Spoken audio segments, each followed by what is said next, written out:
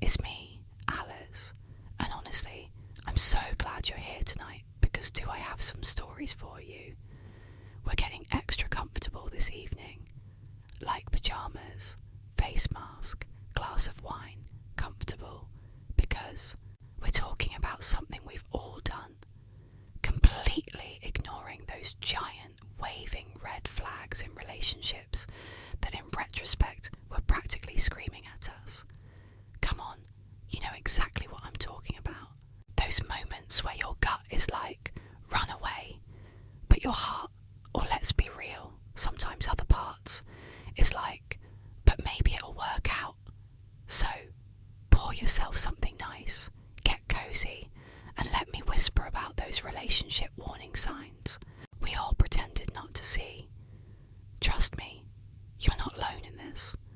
Let's start with a story I'm calling the Resume Embellisher, which comes from my friend Mia. We've all met someone who stretches the truth a tiny bit on early dates, right? A slightly inflated job title, a conveniently impressive distant relative. But Mia's experience with Jason took creative truth-telling to Olympic levels. They matched on a dating app where Jason's profile mentioned he was an entrepreneur and occasional consultant to Fortune 500 companies. Vague, sure, but who isn't? A little vague on dating apps. During their first coffee date, Mia asked about his work, and Jason casually mentioned he'd helped Amazon restructure their logistics department last year. Impressive, right? By the second date, his Amazon consulting had somehow evolved into personally advising Jeff Bezos on strategic decisions. Mia raised an eyebrow, but thought maybe she'd misunderstood something from the first date. The restaurant he chose was expensive, he was charming, and honestly, we've all let things slide when someone is picking up a $200 dinner tab. Don't act like you haven't. Date 3 is where things got truly wild. Jason mentioned he needed to take a call from Elon during dessert. Yes, that Elon. When he returned to the table, he sighed dramatically about how these billionaires can't make a decision without me. At this point, Mia was fascinated. Like, was he actually delusional or just the world's most committed liar? She decided to see how far this would go. She began asking innocent questions that gave him room to either come clean or dig deeper. So, how did you first connect with all these high-profile clients? She asked sweetly. Without missing a beat, Jason explained he'd been roommates with Mark Zuckerberg at Harvard. Slight problem. Jason was 45, putting him at least 15 years older than Zuckerberg, and his dating profile listed his education as University of Life. The stories kept escalating. By date 5, he was apparently godfather to one of the British royal children and had turned down a position as an astronaut because it didn't offer enough vacation time.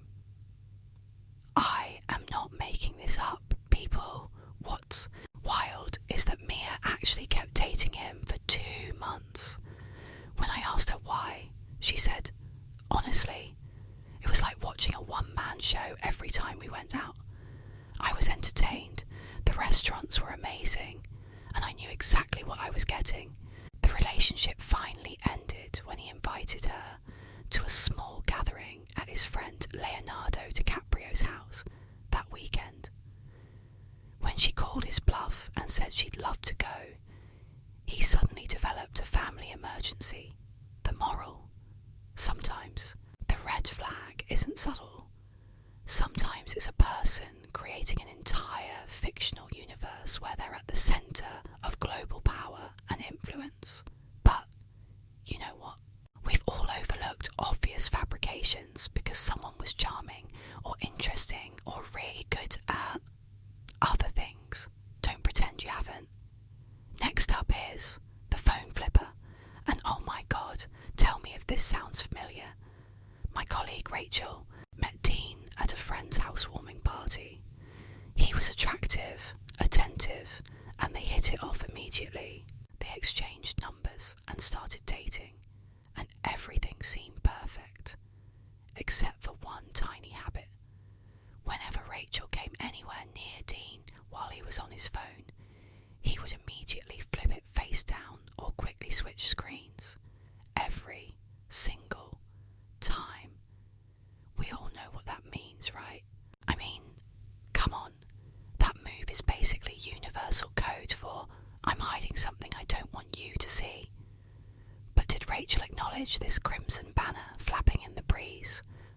Of course not, because the human capacity for self-deception when we're interested in someone is truly remarkable.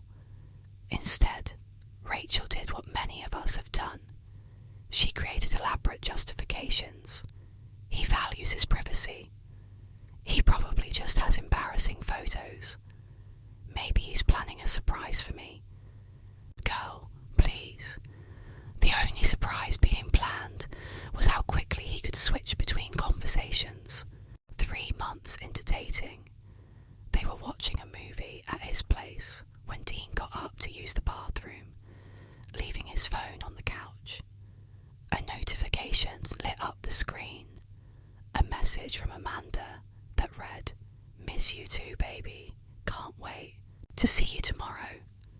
Now Rachel had a choice. Pretend she didn't see it, the path many of us have heroically taken, or finally acknowledge the red flag she'd been ignoring. She chose a third option. She took a photo of his screen with her own phone, then placed his phone exactly as he'd left it. When Dean returned, she showed him the photo and asked, "So, who's Amanda? And why does she call you baby?" His response was a masterclass in deflection. "That's my cousin. We're really close." Rachel just stared at him. "Your cousin calls you baby, and you respond with shirtless photos."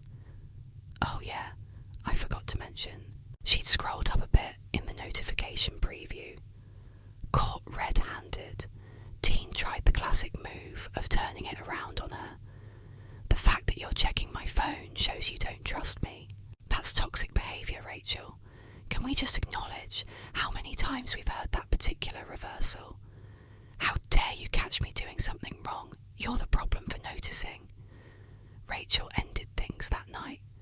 3 weeks later, she ran into Amanda at a coffee shop. Turns out Dean had been dating both of them simultaneously for 4 months. They ended up becoming friends and now have a pact to text each other whenever they notice early dating red flags they're tempted to ignore. The moral: if someone treats their phone like it contains nuclear launch codes whenever you're around, they're probably not protecting state secrets, just their many conversations with other people they're dating. Before I continue with our next story, I want to take a moment to thank you for listening to Whisper Diaries. If you're nodding along to these tales of red flags we've pretended not to see, I'd love if you'd like this episode and maybe leave a comment sharing your own stories. We're all in this together, and honestly, sometimes the best therapy is knowing we're not alone in our dating judgment lapses.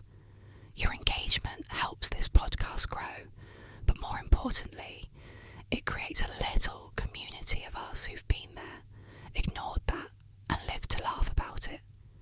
Now, let's talk about the future Russia, because this one is just chef's kiss, relatable. My cousin Zoe met Brian at a yoga class. He was cute, flexible, literally and figuratively, and asked for her number after class. Their first date was lovely. Dinner, great conversation, genuine chemistry. On their second date, Brian casually mentioned that Zoe would make such a great mother someday. She was a bit taken aback. It seemed premature, but filed it under possibly just a compliment. By the third date, Brian was discussing which neighbourhoods had the best schools for when they had kids. At this point, Zoe gently mentioned they'd only known each other for 2 weeks, and perhaps it was a bit soon for family planning. Brian seemed this well, but then showed up for their fourth date with a gift, a silver picture frame he thought would be perfect for our first photo as a couple in our future home. Now, I know what you're thinking. Run, Zoe, run! But how many of us have reframed these red flags as sweet or romantic, or he just knows what he wants? The line between romantic certainty and unhealthy obsession can seem blurry when we're wearing rose-coloured glasses. By date 5, Brian had named their hypothetical children twins, apparently, because his family had a strong twin gene. He'd also started referring to Zoe's mother as Mom, despite never having met her. The breaking point came when Zoe arrived at Brian's apartment for dinner and found he'd created a vision board. Yes, an actual physical vision board with pictures of wedding venues, baby clothes, and house floor plans. In the centre was a photo of Zoe he'd taken from her social media, surrounded by heart stickers. Even Zoe couldn't rationalise this away when she tried to break things off gently, explaining they were moving at different speeds. Brian tearfully presented her with a promise ring. They had been dating for a grand total of 25 days. It took 3 more attempts to break up before Brian finally accepted it was over. Though he texted monthly for nearly a year, asking if she'd reconsidered our future, the moral, when someone is planning your joint retirement accounts before you've even met their friends, is not necessarily because you're the one. It might be because they're assigning you a role in a screenplay they've already written, regardless of whether you're right for the part. Our final story tonight is The X-File, and I swear this one will have you cringing in recognition. My hairstylist Layla met Chris through a dating app. He was handsome, had a good job, and seemed emotionally available. The dating app trifecta, right? During their first date, Chris mentioned his ex-girlfriend was totally crazy. Layla didn't think much of it. Who hasn't had a challenging relationship? But by the appetizers of date 2, Chris had mentioned his psycho ex 3 more times. Date 3, 5 mentions of the unstable ex who couldn't handle his work schedule. Date 4, 7 references to how his ex manipulated him and turned all their friends against him. You see the pattern forming, right? We've all met someone who has a villain origin story where they're the innocent hero and their ex is basically a movie monster.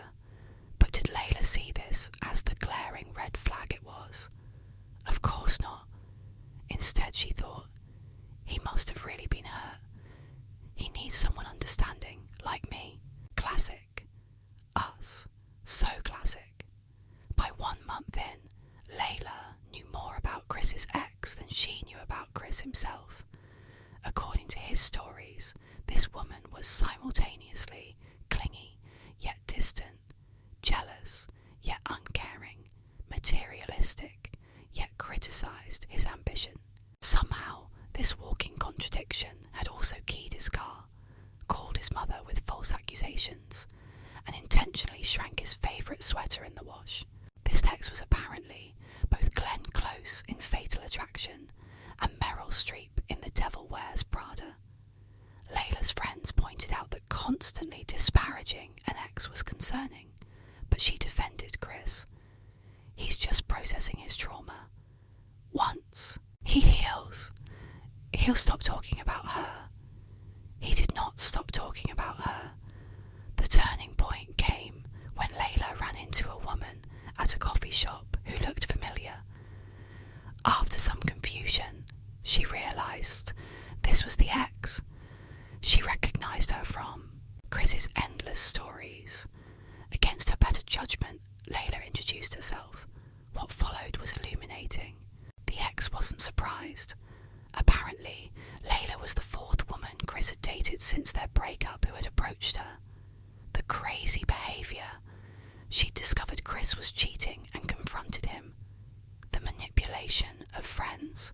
She'd simply shared the truth when asked why they broke up. The keyed car. Chris had damaged it himself during an angry outburst. When Layla confronted Chris with this new information, his reaction was telling.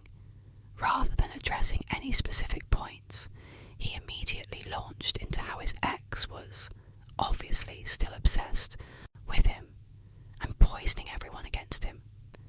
Then chillingly he added, "I can see she's gotten to you too. You're just like her, unstable and paranoid." And there it was. The moment when Layla realised she wasn't being cast as the understanding new girlfriend, but as the future crazy ex in his never-ending story. The moral, when someone has an ex who's a cartoon villain with no redeeming qualities and no responsibility in the relationship's demise, you're not hearing history. You're hearing a preview of how they'll talk about you someday. As we wrap up tonight's whispered confessions, I hope these stories of red flags we've heroically ignored have made you feel less alone in your own dating adventures. We've all been there, rationalising behaviour that part of us knows isn't right, creating elaborate explanations for simple warning signs, giving second and third and fourth chances when our instincts are screaming at us to run. The beauty of these experiences, though, is that eventually they become stories we tell with a laugh and a head shake. What was I thinking? We ask ourselves, knowing exactly what we were thinking. But he's so cute. Or maybe I'm the exception. Or simply, this can't possibly be as bad as it seems. Before we part ways tonight, I want to thank you for spending this time with me. If you've enjoyed this especially gossipy episode of Whisper Diaries, please consider rating it and leaving a comment. I'd absolutely love to hear about the red flags you've ignored or the creative ways you've justified concerning behaviour. Trust me, we've all been there, and sharing these stories helps us feel connected in our perfectly imperfect humanity. In our next episode, we'll explore new territories with fresh stories to both amuse and soothe you. Got a dating topic you're dying to hear whispered about? Drop it in the comments. I read every single one. Thank you for listening to Whisper Diaries. This is Alice, your fellow red flag ignorer and dating war story collector, wishing you the wisdom to notice those warning signs a little earlier than we did. Until next time, sweet dreams and better dating decisions.